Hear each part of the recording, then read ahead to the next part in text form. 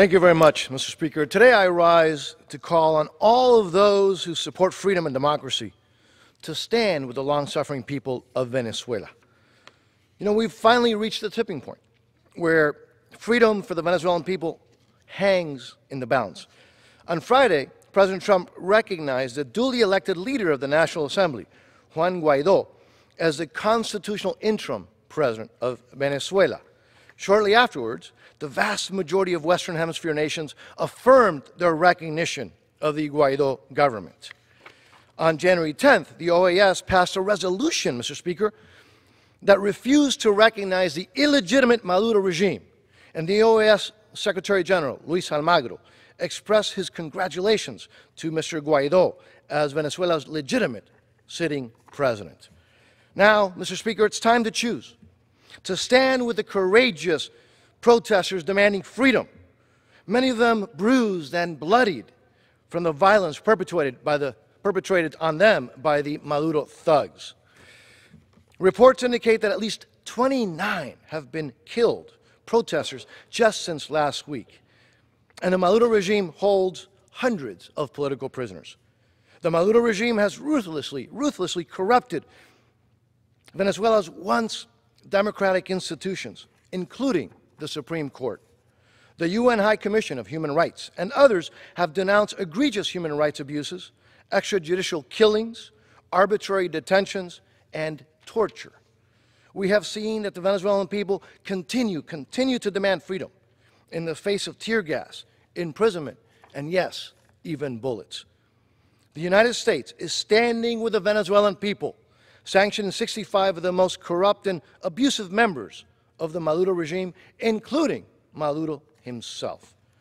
Congress and the administration are also working to alleviate the grave humanitarian crisis that the Maduro regime has caused, providing nearly $100 million in humanitarian aid to those Venezuelans that are in third country, and additional $37 million in development assistance to Colombia.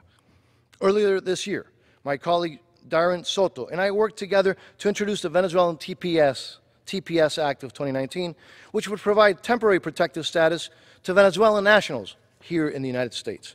The situation in Venezuela is way too dangerous to force them to return now. Sadly, Mr. Speaker, the humanitarian crisis rivals the grave democratic crisis in Venezuela. Under Venezuela's socialism, its people are suffering skyrocketing inflation, profound destitution, and shortages of necessary food and medicine. Venezuela, once just recently one of the wealthiest countries in the world, now the vast majority of Venezuelan people has sunk into poverty. Hospitals are abandoned, Mr. Speaker, and food and medicines are scarce. But, Mr. Speaker, we have entered a time of critical importance. Rarely is there such an obvious choice between good and evil, freedom and enslavement, accountable government and tyranny. From Venezuela's one last vestige of democracy came a glimmer of hope. From the democratically elected National Assembly, a leader emerged who was courageous enough to lead the opposition and face certain persecution. Juan Guaidó stepped up to represent the Venezuelan people and work with the international community towards a democratic transition to unite the many voices in the opposition behind a common purpose: freedom, human rights, and free and fair elections. He has designated his charge d'affaires here in the United States, Carlos Vecchio, whose leadership was welcomed by Secretary Pompeo and who was coordinating between the Guaidó government and the United States government. Already, as President Guaidó is gaining strength, we are seeing signs of cracks from the Maduro dictatorship. The United States must continue to be the world leader in defense of those struggling for democracy.